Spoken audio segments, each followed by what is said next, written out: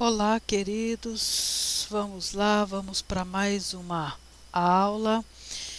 É a terceira aula, né? Estamos entrando na segunda semana.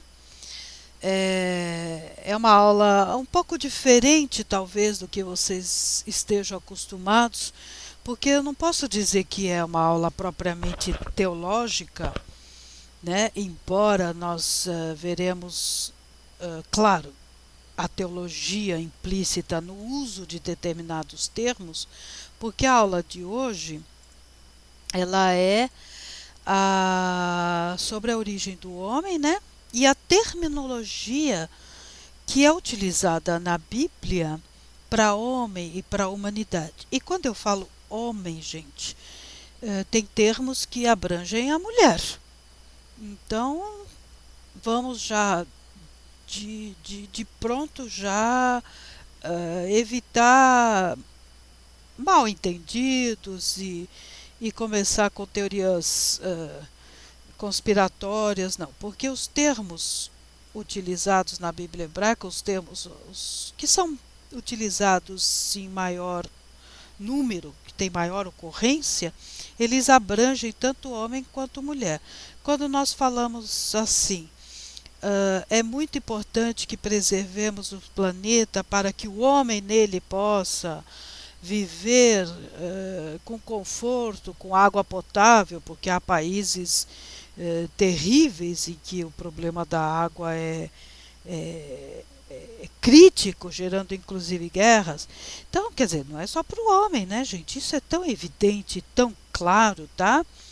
E então nós vamos usar a palavra homem no sentido de homem e humanidade. E quando for homem ou ser do sexo masculino, terá uma palavra específica e nós vamos estudá-la também, tá bom? Então vamos lá, queridos, vamos dar prosseguimento aqui à nossa aula. Primeiro a questão da origem, né? Isso nós não vamos assim discutir muito, porque o relato bíblico está bem explícito a forma que os autores bíblicos compreendem a origem do homem. A origem do homem uma origem derivada de uma vontade e de um decreto divino, quando ele diz façamos, né? Façamos o homem à nossa imagem e à nossa semelhança, tá? Então, esse façamos é bastante interessante, é a mesma questão que eu comentei com vocês do Elohim no plural. Aqui você tem um plural, nós façamos. Então, nós quem? Os deuses ou nós, como interpreta a igreja, nós a Trindade, né? E você tem Elohim, que eu não cheguei a comentar na aula passada, mas houve alunos que me perguntaram, e esse uso desse plural você pode ver como resquício de um entendimento trinitário na questão, pelo menos na forma de pensar da igreja. Você pode ver como um resquício de um politeísmo para estudos acadêmicos mais liberais, e você pode também, uma terceira hipótese, que eu não cheguei a comentar, mas que ela é muito importante e é muito considerada, como um plural majestático. É aquele plural de respeito.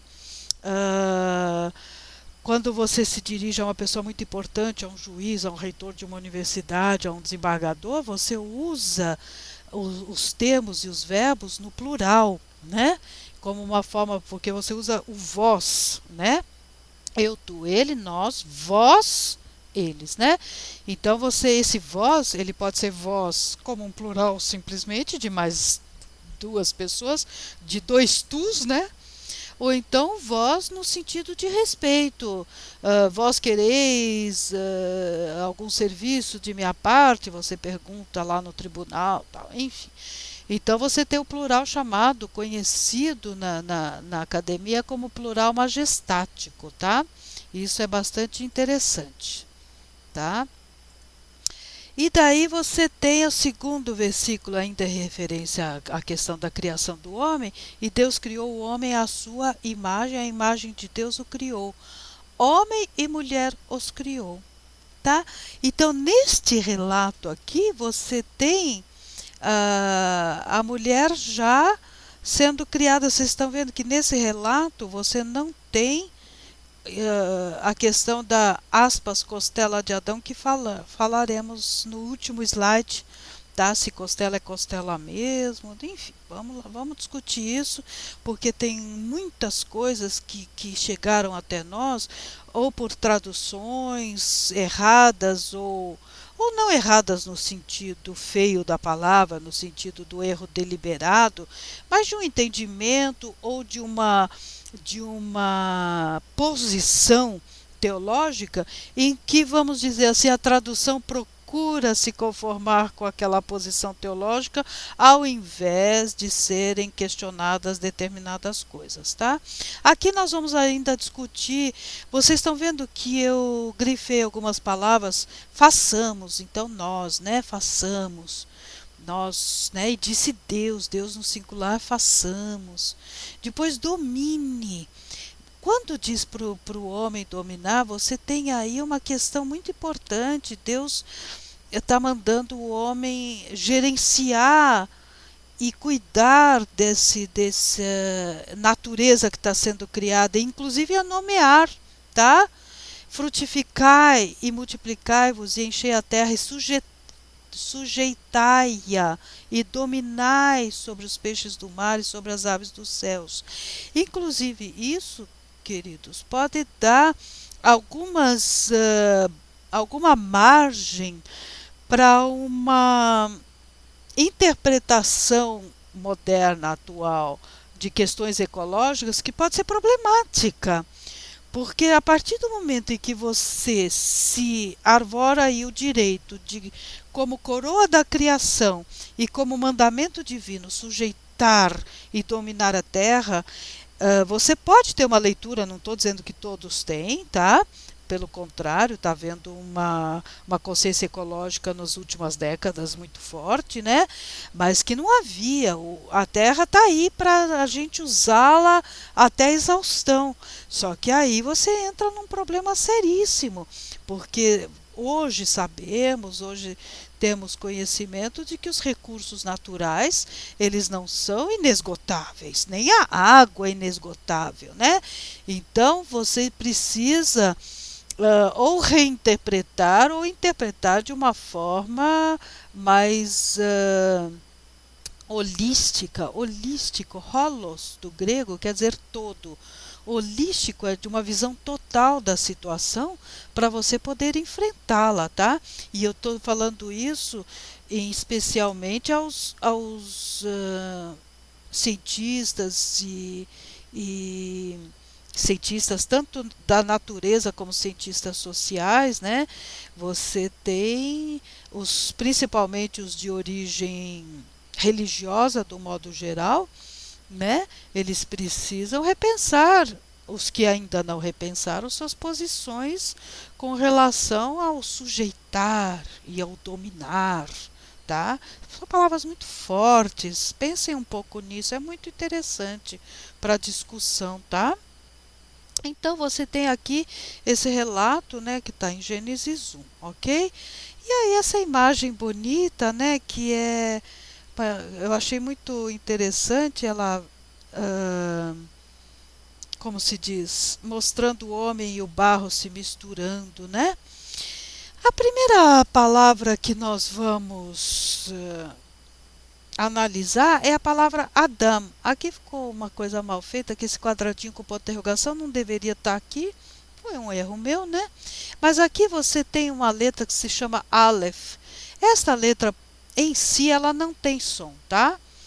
É uma letra muda. Ela vai pegar o som conforme o tipo de sinal que nós pusermos nela. Aqui a palavra não está com as vogais, tá bom? Esse é o D. E esse daqui que parece um quadradinho, ó, é o M, tá? Adam. É a palavra hebraica, né? Nós estamos começando com a terminologia utilizada no Antigo Testamento. Esta palavra, esta raiz, porque são 3 letrinhas que tá sem as vogais, A, E, I, O, U, né? A gente sabe que Adão, porque no texto bíblico ela pode ser Adão, ela pode ser Adom, tá? Então, e ela pode ser Adamá.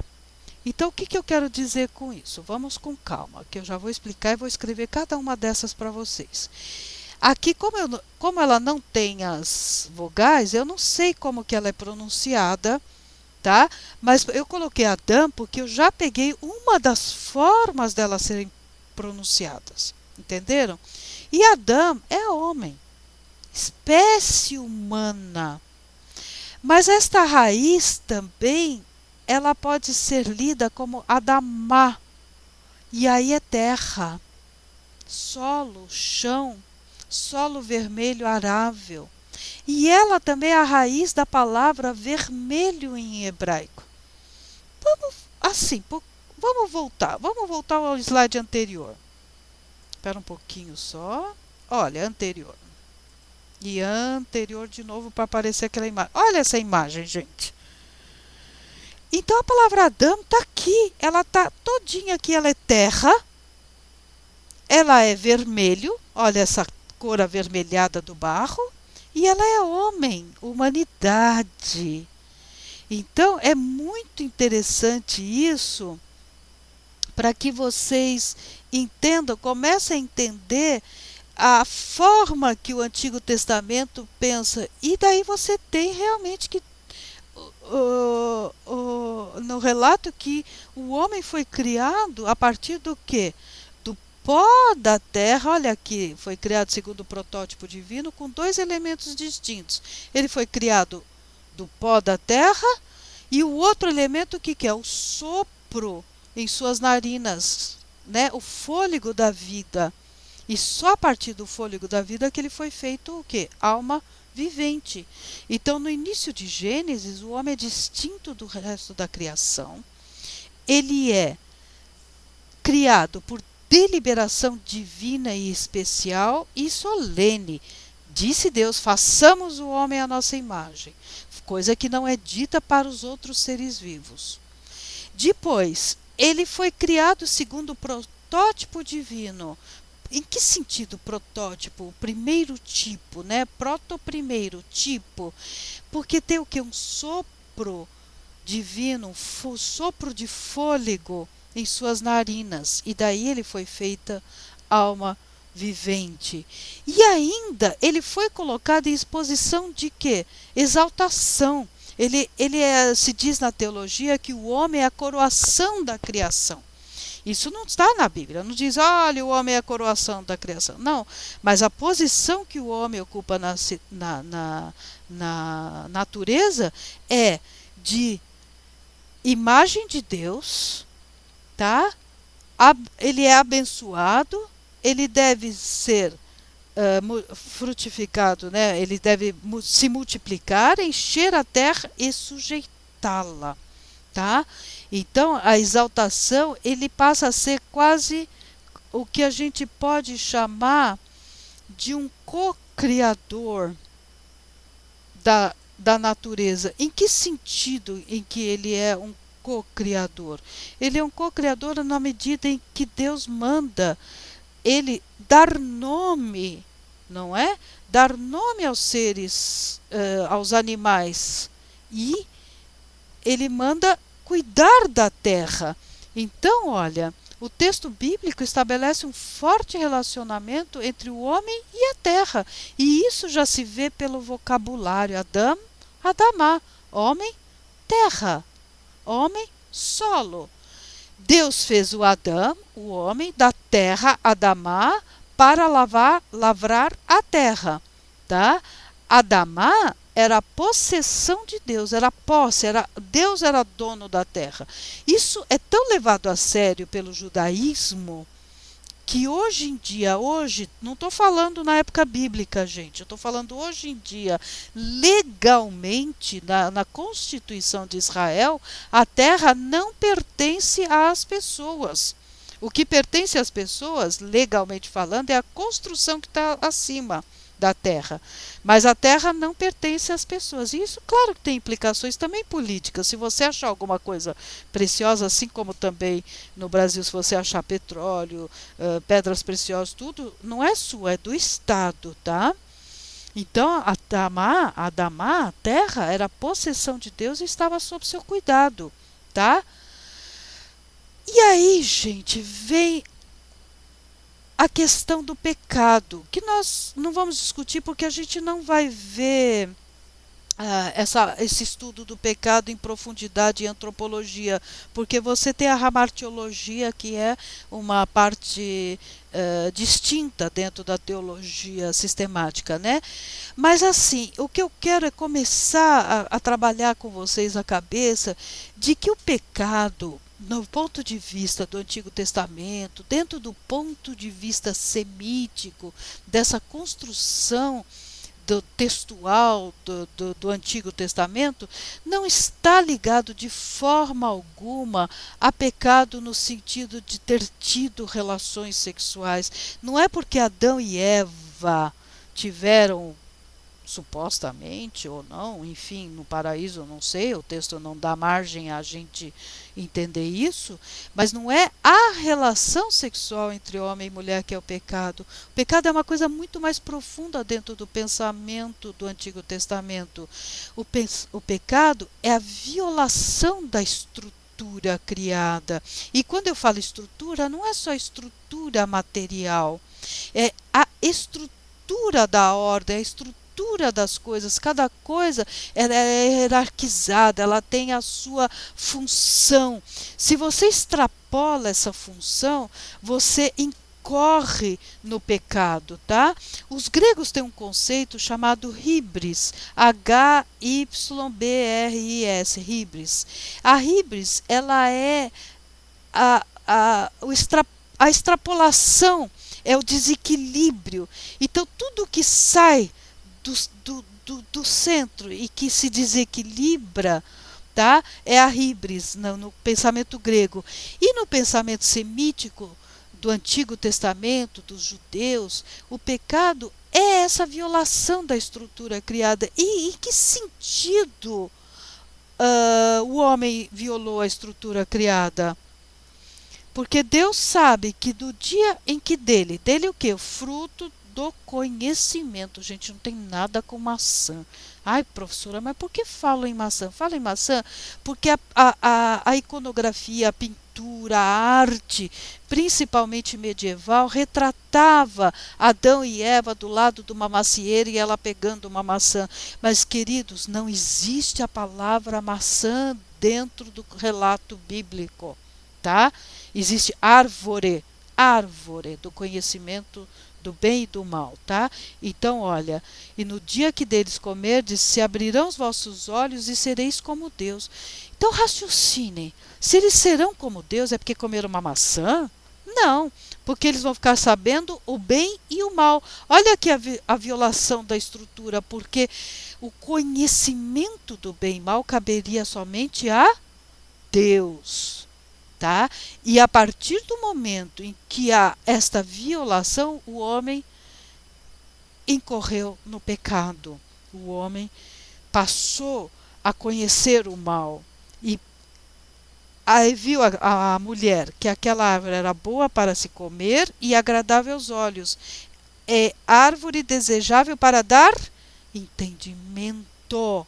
Entendimento. Ela queria saber tanto quanto Deus sabe. Estão percebendo? E ela tomou do seu fruto e comeu. E deu também a seu marido e ele comeu com ela. Então, queridos, eu tenho um pouco de medo, porque se eu começar a falar aqui que vocês podem fazer uma leitura simbólica, vocês podem fazer um simbolismo também em outros textos que não caiba, tá? Mas aqui realmente é você se dar conta da sua condição humana. E simbolicamente eles dizem o quê? Se viram nus e daí correram para se cobrir, entenderam? Então você tem aqui a questão de uma violação de uma estrutura criada, porque tem coisas que pertencem só ao mundo de Deus, ao universo divino, e outras que pertenceriam ao universo humano. E a partir do momento que o homem rompe e quer ser como Deus, ele incorre no pecado. Esta é a, como eu posso dizer, essa é a visão veterotestamentária, tá? Do Velho Testamento, do Antigo Testamento. Ok, Enosh. Enosh é um outro nome para homem, tá? Isso é aquele Aleph, aquela letra que não tem som. Mas esses 3 pontinhos vai dizer assim, olha, pronuncia essa letra como E, tá? Esse é o N, esse é o O e esse é o Sh, tá? Enosh. É um nome, tá até, ó, My Hebrew Name, é um slidezinho que eu tirei da internet, tá evidente, né? Que é um nome próprio também, mas quer dizer o quê? É humanidade, homem no sentido isolado ou coletivo, homem mortal. Acredita-se derivar do termo Anash. Anash quer dizer fraco, estar doente. Então aqui você já tem um homem mais humano, um homem mais mortal, um homem mais frágil na sua natureza, tá? Então aqui o que eu coloquei, trechos de Jó, tá? Onde diz assim: porém se achará sabedoria, e onde está o lugar da inteligência? O homem não conhece o seu valor, e nem ela se acha na terra dos viventes. O abismo diz, não está em mim, e o mar diz, ela não está comigo. Então, a sabedoria, que é o tema principal do livro de Jó, o Jó faz parte dos livros chamados sapienciais, aqueles que questionam a questão da sabedoria, o que é ser sábio.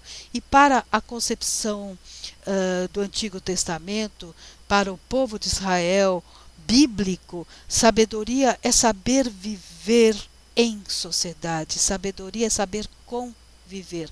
Sabedoria não tem um sentido, nestes textos do Antigo Testamento, não tem um sentido assim transcendente, viu, gente? Ah, eu vou estudar física quântica e vou ser sábio. Não é nesse sentido, não. Eu sei lidar com meu pai, eu sei lidar com a minha mãe, eu sei lidar com os meus filhos, meus amigos, minha família, entenderam? Eu sei me comportar no meu ambiente de trabalho, eu sei como lidar com as situações difíceis da vida. É esse o conceito de sabedoria, mas não é o assunto de nossa aula. Só estou aproveitando por quê? Porque aqui você vê que coloca o homem no sentido mais no sentido humano. Olha, o homem não conhece o seu valor do quê? Da sabedoria. Por quê? Porque ela não, e nem ela não se acha na terra dos viventes. Tá? Porque na visão de Jó, a sabedoria só vem de Deus. Só existe uma fonte de sabedoria, que é Deus, ok? Outro exemplo do termo Enosh, né? Da utilização do termo Enosh. Senhor, tu tens sido o nosso refúgio de geração em geração. Antes que os montes nascessem, ou que tu formasse a terra e o mundo, mesmo de eternidade a eternidade, tu és Deus. Tu reduzes o homem, Enosh, à destruição, e dizes, tornai-vos filhos dos homens. Então vocês percebem que quando você está falando no homem, mais na sua condição humana, e não na sua condição de a coroa da criação, o termo geralmente utilizado é Enosh, tá? Eu estava discutindo essa aula, enfim, com algumas pessoas, e achei interessante que uma das pessoas fez uma observação muito interessante, que no momento que Adão e Eva comem da árvore do conhecimento e daí violam a ordem da criação, a hierarquia, e querem ser como Deus, aí eles passam a ser Enosh. Eles passam a ser um homem mais humano. E lá no Novo Testamento, eles não são mais soma, que é uma palavra que nós vamos estudar para corpo, quando estudarmos a terminologia para corpo nos textos paulinos, mas eles serão sarx, carne, né? E eu achei bastante interessante essa observação dela. Ela falou, será que nesse ponto eles não deixam de ser Adão e passam a ser Enosh ou Sarx? Pode ser, é um questionamento, eu não estou nem afirmando e nem dizendo que essa interpretação é correta, mas é muito interessante, talvez no fim da aula vocês entendam melhor. Ainda, querido, Enosh, utilizado em Daniel, é verdade que em Daniel a palavra utilizada é aramaica, é Enash, mas vocês já sentiram que ela é absolutamente a mesma raiz. Enash é da mesma absoluta raiz de Enosh. Tudo bem? É utilizada, tá? No sentido geral, significando todos os homens, e também é utilizada na expressão filho do homem. Olha aqui, Daniel, por exemplo, 7:13. Eu estava olhando nas minhas visões da noite, e eis que vinha nas nuvens do céu como o filho do homem, e dirigiu-se ao Sião de dias, e o fizeram chegar até ele. Pois vocês vão lá, vejam todo o contexto. Daniel 7, né, gente? É bastante...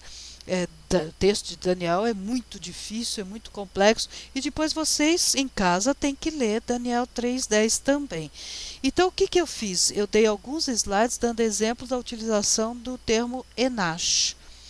Agora tem um outro termo que eu fiz um slidezinho, que aliás eu devo até confessar para vocês que esse slide eu coloquei posteriormente, quando eu já tinha até finalizado a aula, e eu achei que poderíamos acrescentar o ish, porque o ish é o homem como indivíduo mesmo. O ish, olha aqui aquele aleph que não tem som em si mesmo, não é verdade? É a terceira vez que eu falo isso, ó, aleph. Só que esse pinguinho embaixo vai me dizer, pronuncia como i. Ok? Então, esse é o sh, que também aparece em Enosh. Volta lá no slide que vocês veem. Tá? Ish é homem indivíduo, é homem do sexo masculino ou marido. Tá? A palavra também é utilizada para referir-se ao macho de animais. Então, não é uma palavra exclusivamente de utilização só para o ser humano. Tá? É macho. Seria talvez até a tradução mais... porque ela é utilizada para macho dos animais, tá bom? Vamos ver, olha, por exemplo, Oséias 2:16. E naquele dia diz o Senhor, tu me chamarás meu marido. O Senhor vai dizer para Israel, tu me chamarás meu marido e não mais me chamarás meu Senhor. Então pode parecer muito estranho para vocês Deus se utilizar desse vocabulário matrimonial, mas isso é fortíssimo no livro de Oséias. Quando eu dou introdução ao Antigo Testamento e que eu abordo o livro de Oséias, eu faço toda uma análise desse vocabulário matrimonial e que ele significa o que, gente? Uma metáfora, tá? Para enfatizar a relação de fidelidade, tá? Então vocês serão somente meu, vocês não adorarão outros deuses, nem ídolos, nem papapá, né? Então, isso não é agora o momento de discutir, mas só para não ficar no ar. Então, olha, meu marido, tá? Ele vai usar essa expressão ish. Olha que coisa interessante. Então, vocês veem que aqui, quando ele diz meu marido, ele desceu metaforicamente realmente no meu macho. É um vocabulário do mundo, de toda a relação de palavras ligadas ao matrimônio, do campo semântico do matrimônio, tá certo? Então é meu macho, meu homem, tá? E também ela é utilizada para macho dos animais. Agora a gente começa a entrar nos homens do Novo Testamento. E aí nós temos o anthropos. Então vamos lá, agora já voltamos a ler aqui como nós lemos da esquerda para a direita, né? A, alfa, né? O ni, que é N, parece um V, mas não é, é a letra N de Nair. Esse é um T aspirado, ó, tá? R, parece um P, mas não é. Essas duas letras são um pouquinho, talvez quando eu for dar, agora que eu vou começar a semana que vem a dar o grego, né? Talvez seja no início um pouquinho difícil dos alunos se acostumarem. Mas olha, isso é um N, isso é um R. O, P, o aqui tudo bem, e o S, tá? O S final, tá? Porque ele tem um pouquinho de... O S, quando aparece no fim das palavras, ele tem uma forma um pouquinho diferente. Então, anthropos, tá? É o termo utilizado, o termo mais importante também teologicamente, utilizado para homem, tá? No Antigo Testamento, tá?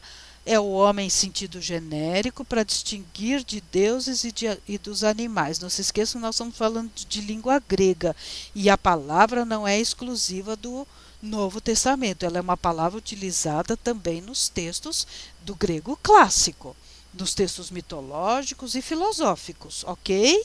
Então, por isso que é para distinguir de deuses. Um antropo não é um deus, tá? E um antropo não é um animal.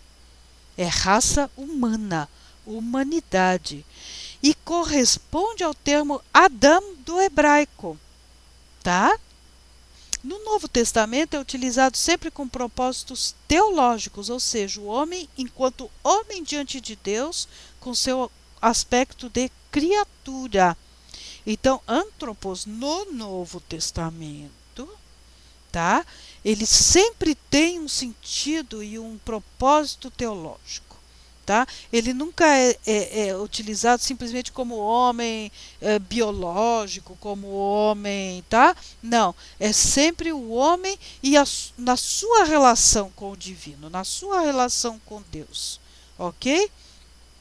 Antropos nos sinóticos. Queridos, não sei se vocês sabem, os evangelhos sinóticos são todos os evangelhos menos o de João, tá? Então, Marcos, Mateus e Lucas, ok? Depois vocês procurem saber por que se chamam sinóticos. Eles têm mais ou menos a mesma visão, a mesma... Sin quer dizer junto, conjunto, óticos, de visão. É uma visão conjunta, junta, igual, parecida, ok? Mas isso vocês podem até jogar lá no Google, Evangelhos Sinóticos, que vai dar toda a explicação da origem desse termo, que não é agora o nosso momento de discutir, tá? Então, nos Evangelhos Sinóticos, portanto, não estamos falando do Evangelho de João aqui ainda. O homem é visto como criatura, e ser criatura implica em obediência a Deus, sem qualquer direito prévio a uma recompensa. Todos são pecadores. Então, eu peguei alguns versículos. Vocês perceberam que eu peguei um versículo de cada evangelho sinótico: Marcos, Mateus e Lucas. Lógico, se eu estou falando sinóticos, volto a repetir: João não está aqui ainda, tá? Então, a visão de que ele deve obediência a Deus, todos são pecadores, e o fato de obedecer não vai necessariamente lhe dar recompensa, ok?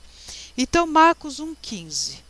E dizendo: o tempo está cumprido e o reino de Deus está próximo. Arrependei-vos e crede no Evangelho. Tá? Estou falando da questão de todos são o que? Pecadores. Não estou usando o termo antropos. Eu estou usando o termo, o sentido que tem antropos como criatura pecadora. E se ela é pecadora, ela deve o quê? Arrepender-se e crer no Evangelho. E Mateus 6,12: e perdoa nossas dívidas, se devemos ser perdoados, nós somos o quê? Pecadores, assim como nós perdoamos aos nossos devedores. E Lucas 15:7: digo-vos que assim será a alegria no céu por um pecador que se arrepende, mais do que por 99 justos que não necessitam de arrependimento. Então, o que eu coloquei? O homem, agora nós não estamos falando da palavra antropos, nós estamos falando da imagem do que é o homem dentro dos evangelhos sinóticos. E este homem, ele é uma criatura que deve obediência a Deus e ele é um pecador. Tá? Ok? Entenderam isso, gente? Nós estamos falando da posição teológica, deste homem. Eu não falei que no Novo Testamento o homem é sempre visto como homem na sua relação com Deus? Então é isto que está querendo ser dito aqui, ok? O homem em Paulo, velho homem, lembra o novo homem, velho homem sem Cristo. O homem inconverso deve se devotar à lei ou estará em rebelião contra ela. Então, a imagem que Paulo tem é substituir este velho homem sem Cristo pelo novo homem, tá? E vamos ver o que diz Romanos 19 a 22. Porquanto o que Deus se pode conhecer nele se manifesta, porque Deus lo manifestou. Porque as suas coisas invisíveis, desde a criação do mundo, tanto o seu eterno poder como a sua divindade, se entendem e claramente se veem pelas coisas que estão criadas, para que eles fiquem inexcusáveis. Então, gente, o que está dizendo até aqui?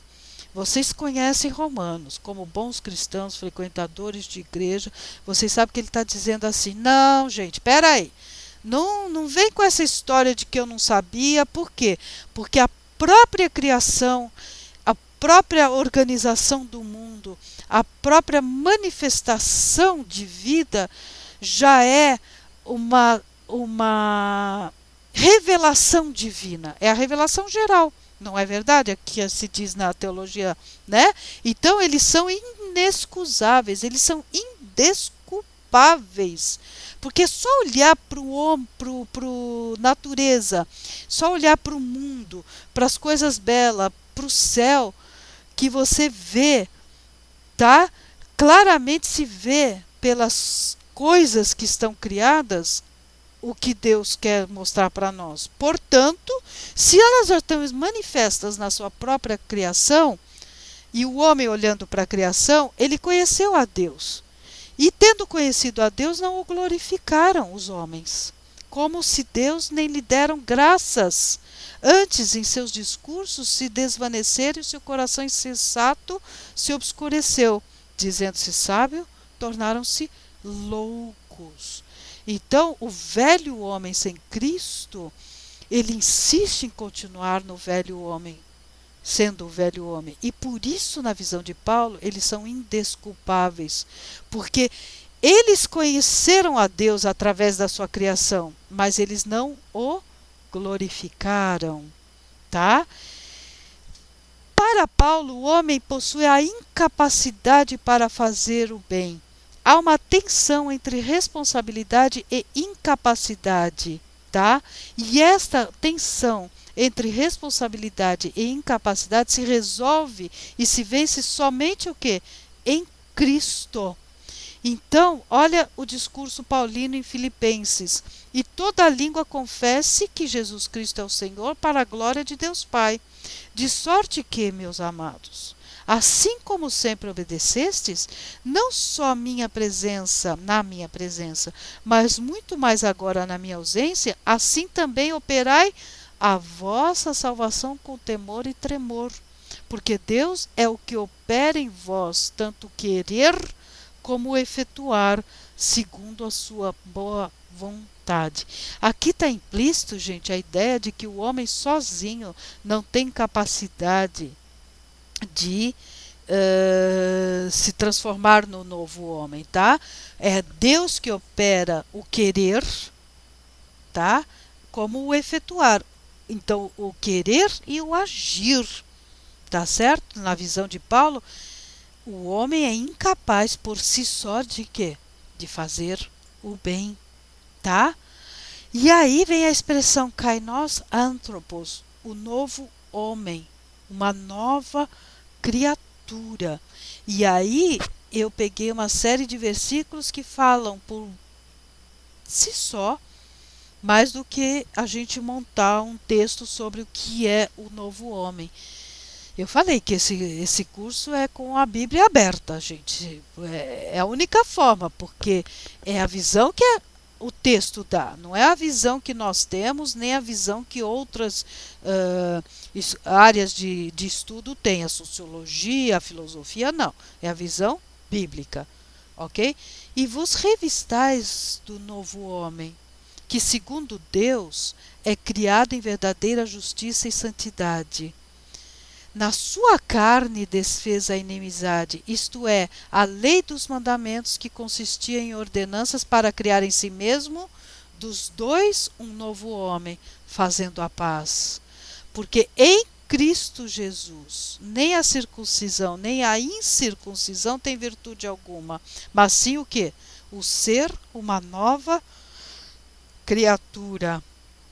Assim que, se alguém está em Cristo, nova criatura é. Então, olha, o último versículo que eu citei é o que deixa mais claro. Nova criatura é o estar em Cristo. As coisas velhas, o velho homem lá de trás, já passaram. E eis que tudo se fez novo. Então, o novo homem, para Paulo, a nova criatura é aquele que está em Cristo, tá? É aquele que está em Cristo. Então é muito importante, gente, que cada livro, ou pelo menos grupos de livros do Novo Testamento, terão, não é que são posturas diferentes no sentido de irreconciliáveis, mas serão posturas diferentes em relação à visão que tem de homens, mas complementares. Tá? Você tem a visão que passa os sinóticos, a visão de Paulo, e aí você tem ainda Paulo, tá? O batismo, a morte do velho homem, tá? Aí você tem depois, só para completar a frase, você tem a visão de João, tá? Que é uma visão diferente, mas não o ser diferente, gente, não é ser irreconciliável um com o outro, simplesmente são diferentes e muito provavelmente se complementam. Porque a visão do homem no Novo Testamento não é só do novo homem, não é só do incapaz para fazer o bem, não é só do pecador, percebem? Ela é tudo isso junto, e é tudo isso junto que a antropologia bíblica deve pegar, porque se você pegar somente os textos de Paulo e fazer uma antropologia sobre a figura do homem, você está fazendo a antropologia da figura do homem em Paulo, mas ela difere da de João. Então, muito cuidado com isso nos estudos, tá bom? E aí, qual é a forma de você se tornar esse novo homem, segundo Paulo? É o batismo, mediante a incorporação no corpo de Cristo. De que forma? Pelo batismo. O homem nasce como novo homem. Aí vem alguns versículos chaves para isso. Não são os únicos, porque nós não temos muito tempo.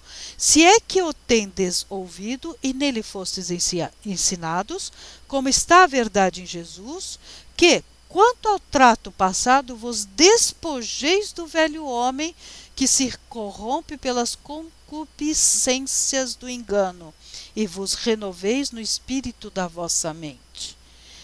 Ou não sabeis que todos quanto fomos batizados em Jesus Cristo, fomos batizados na sua morte?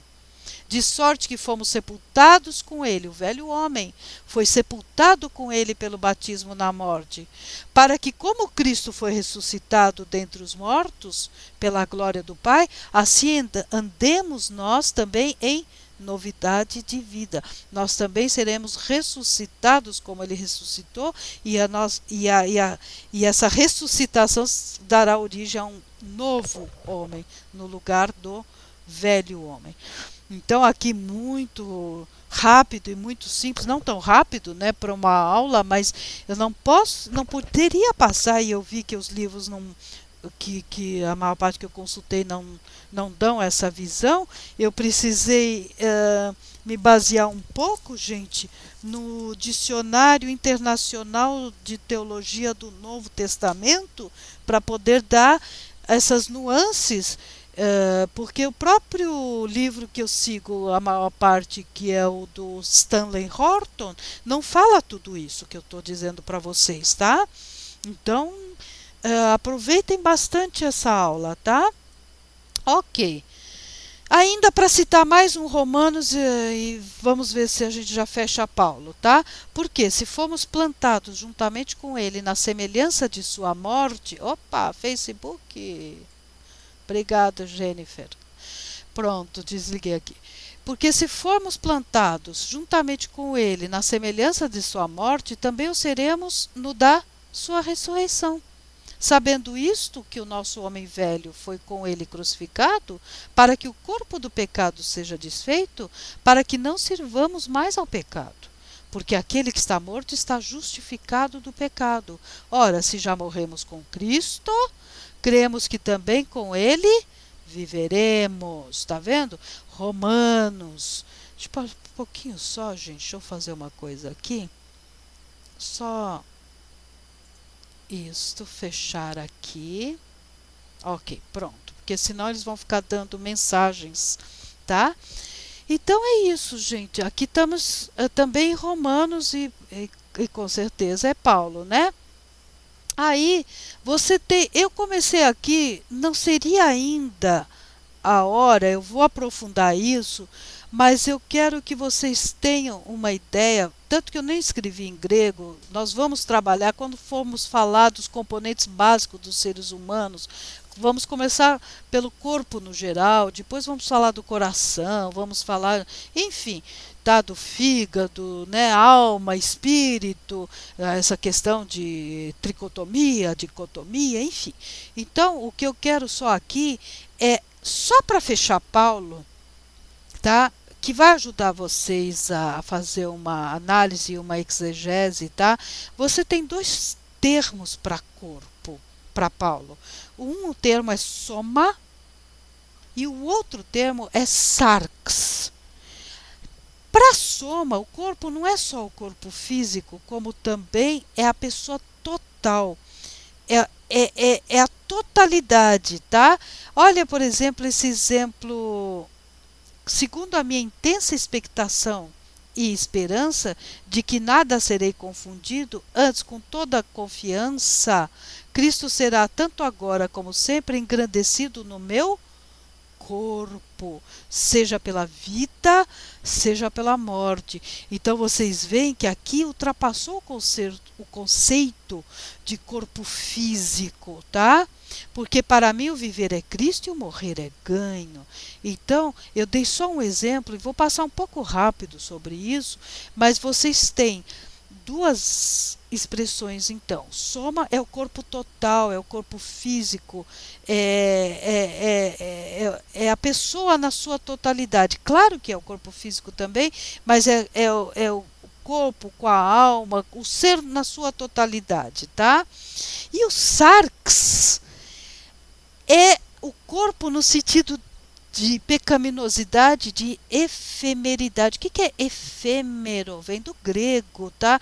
É aquilo que passa rápido, aquilo que morre logo, aquilo que não permanece, tá?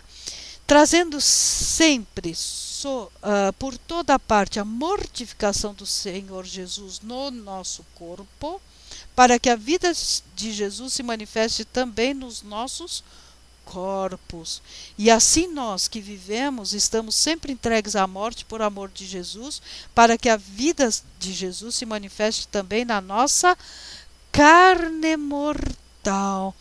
Então aqui você tem soma nos nossos corpos e corpo, e aqui você tem carne, sarx, carne mortal. Aí você tem outra palavra, porque poderia dizer corpo mortal, mas a tradução muito bem feita colocou carne para dar essa coisa mais da natureza, mais animalesca, mais o corpo mortal, o corpo que passa, o corpo que se deteriora, tá? Este passará, este é efêmero e este é pecaminoso na visão de Paulo, ok? Agora João, gente, a aula está ficando longa, mas eu não tenho como deixar de dar isso para vocês. É a única oportunidade que vocês vão ter de ter essa visão pelo menos em grandes blocos. Vimos Paulo, vimos os evangelhos sinóticos e agora vamos ver o evangelho de João. para João, o homem é visto como presa do cosmos. Cosmos em grego é mundo. Cosmos é o mundo em oposição a Deus, tá?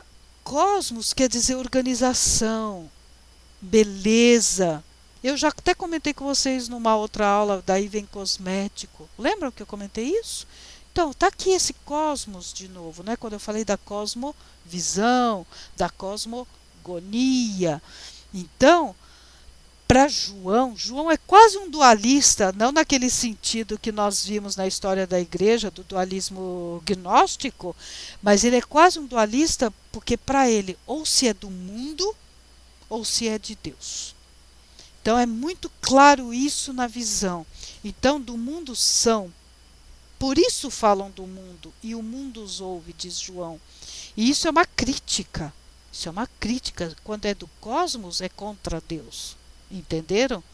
Se vós fosseis do mundo, o mundo amaria o que era seu, mas porque não sois do mundo, antes eu vos escolhi do mundo, por isso é que o mundo vos odeia. Por que o mundo, o cosmos, odeia essa pessoa? Porque ela é de Deus, ela não é do cosmos na visão de João. Tá vendo? Então, se fosseis do mundo, o mundo amaria. Se vocês fossem do cosmos, portanto, contra Deus, o cosmos, mundo, amariam vocês.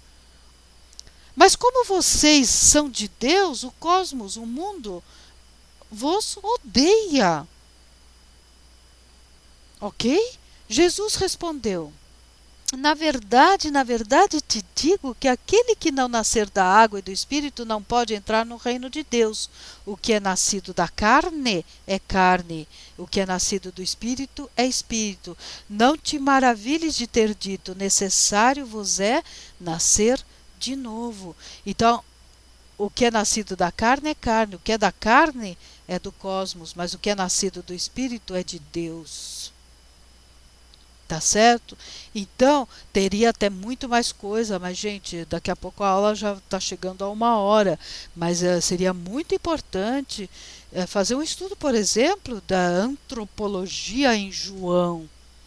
Fica a dica, gente, fica a dica. Mais uma dica aí para um TCCzinho, para uma discussão, para um aprofundamento, tá certo? Aner é outro termo para homem. É o homem macho, é o homem em oposição à mulher, marido, noivo, e corresponde ao termo ish do hebraico, tá? Termo que ocorre com mais frequência em Lucas e Paulo. Paulo utiliza o termo para fazer distinção entre homem e mulher. E aí vocês, esse daqui não tem tanto problema, mas olha, Mateus, tá? Ele, porém, respondendo, disse-lhes: não tendes lido que aquele que os fez no princípio, macho e fêmea os fez? E aí ele continua, evidentemente. Vocês veem que tem uma vírgula, que eu não pus o versículo todo. E Atos 3, mas vós negaste, eu estou lendo aqui embaixo já, o santo e o justo, e pediste que vos desse um homem homicida. Tá? Vai usar Aner. Tá? Então, Aner é um homem, mas é o homem macho, o homem marido, o homem noivo. Não é o homem total, não é o homem diante de Deus, não é o homem teológico. Ok? Tá difícil? Tá difícil e vai ficar mais. Legal eu, né? Vamos lá, gente. E a mulher? Professora, a professora passou a aula toda falando só de homem. E nós, mulheres, e nós, alunas, né, do seminário, do EAD, como que nós ficamos? Pois é, meninas, vamos falar aqui do nosso lado. A mulher saiu da costela. Nós já temos um problema aí, hein? Vamos lá, eu vou jogar a bomba. Posso jogar a bomba para vocês? Tselá, tselá, tselá. É empregado uma vez em referência ao lado de um homem e uma vez em relação ao lado de um monte. O que eu quero dizer isso? A palavra tselá, ela é empregada em referência ao lado de um homem. Uma vez só. Adivinha onde? Onde é traduzido por costela. E uma vez em relação ao lado de um monte, em 2 Samuel, que nós temos aqui 16:13. E aí vem a bomba para vocês. Em todas as outras passagens, é um termo arquitetônico que se refere aos lados de um objeto, por exemplo, da Arca da Aliança. Pode significar também um quarto lateral e aqui embaixo também uma tábua de madeira usada como parede. Então, se é parede, está do lado, ok? Então, a ideia, primeiro, da palavra utilizada, que foi traduzida por costela, é lado, simplesmente lado. Não é costela. E aí você vai dizer, ih, professora, e da onde veio a tal da costela? Pois é, meus queridos. Pelo que eu li, tá? O Caio Fábio, embora eu tenha algumas restrições quanto a algumas coisas dele, mas enfim, e outros textos que eu li, costela vem da tradução que Lutero fez da Bíblia para o alemão. Haha! Tá? Não é nem do latim, nem do grego, veio da tradução de Lutero. Costela, tá? Os linguistas e quem souber mais e tiver mais alguma informação, divida conosco. Mas até agora o que eu pude apurar é isso. Mas vejam vocês, eu peguei vários exemplos, estão vendo Êxodo 25, 26, 30, 37, 1 Samuel 16, 1 Reis, depois lá embaixo Gênesis 21, 22. Aguentem mais 2 minutos e vamos ler Êxodo 25, 12, 14, 26, vamos lá. 25. Estou aqui com a minha Bíblia na mão. 12. Né? 25, 12 e 14. E fundirás para ela 4 argolas de ouro e as porá nos 4 cantos dela. 2 argolas num lado dela e 2 argolas do outro lado dela. 14. Da arca, né, gente? E meterás as varas nas argolas, os lados da arca, para se levar com elas a arca. Êxodo 26, 20. Capítulo 26, versículo 20. E haverá 20 tábuas ao outro lado do tabernáculo. 26, 26. Farás também 5 barras de madeira de cetim para as tábuas de um lado do tabernáculo. 27. E 5 barras para as tábuas do outro lado do tabernáculo. Tabernáculo, tá difícil, hein? Sair tabernáculo. 30, queridos. Êxodo 30, versículo 4. 30. 4. E também lhes farás 2 argolas de ouro debaixo da sua coroa, aos 2 lados as fará. 37. Ai, professora, a senhora está exagerando, não está? 37:3. Estou exagerando, já vou dizer o porquê. E fundiu-lhe 4 argolas de ouro aos seus 4 cantos. Num lado, 2. E no outro lado, 2. 5. E meteu varais pelas argolas aos lados da arca. Tudo bem? 1 Reis 6,15 é utilizado com o significado de uma tábua de madeira usada como parede. Então, querido, lado. Existem alguns correntes de estudos bíblicos que gostam de pegar as palavras e a etimologia das palavras e a partir dessa etimologia a fazer com que isso ajude na análise exegética e teológica do texto. E muitos teólogos criticam essa postura. Tá? E eu estou fazendo exatamente isso com vocês. Eu estou pegando uma palavra e vendo as ocorrências dela para criticar uma tradução. Mas vejam, o que eu observaria? Eu vou falar dois termos e já vou explicar. Quando você faz isso intracorpus, intratextual, eu acho que é válido. Intertextual pode ser problemático. Então vamos lá. Intra é dentro do próprio texto. Então, se você pega uma palavra e a observa dentro do próprio texto, como que eu fiz, gente? Eu observei dentro do próprio Êxodo. E isso daqui não são todas as ocorrências da palavra. Eu pincelei. Tem muito mais ocorrências aqui. E todas com sentido de lado. Tá? Depois você tem Samuel, você tem outros textos. Mas o que eu quero dizer? Quando você analisa dentro do próprio texto, intratextual, eu acho que não só é válido, como é necessário. Pegue o termo sarx, carne, corpo, de Paulo e vê quais são as aplicações que ele faz em todos os textos dele. Você vai chegar a um conceito de sarx, que não é só, que não vai poder, por exemplo, ser equivalente ao conceito de antropos. Ok? Estão entendendo? Ou de soma, né? De soma, que também é utilizado para corpo. Então, dentro do próprio texto, esta análise do vocabulário é muito importante. Agora, intertextual pode ser problemático. O que é inter? É entre textos diferentes. Se eu pego um vocábulo e analiso na literatura clássica grega,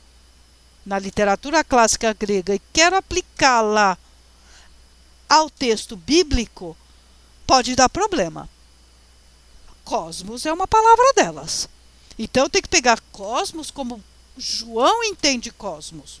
E João entende cosmos como aquilo que se opõe a Deus. E acabou.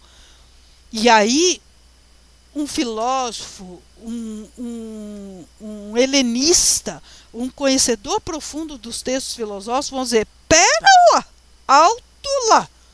Cosmos não é isso. Ele tem razão, gente. Ele tem razão. Cosmos não é isso. Por quê? Porque estamos analisando uma outra espécie, outro corpus, outros textos, outra época. Então, só para fechar, quando eu falo que a mulher foi tirada da costela de Adão, tá difícil, gente. Ela foi tirada de um lado de Adão.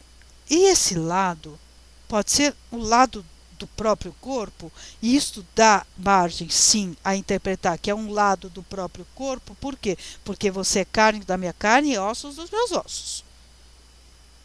Mas dizer que é da costela é a mesma coisa que falar que a Eva mordeu a maçã. Gente, eu vou parar por aqui, senão vocês vão me bater. É uma aula de 1h02. Mas pelo menos a felicidade que vocês podem ter, em termos pelo menos de tempo, é que são 2 por semana e não 3. Queridos, um grande abraço e fica aí a provocação. Um abraço.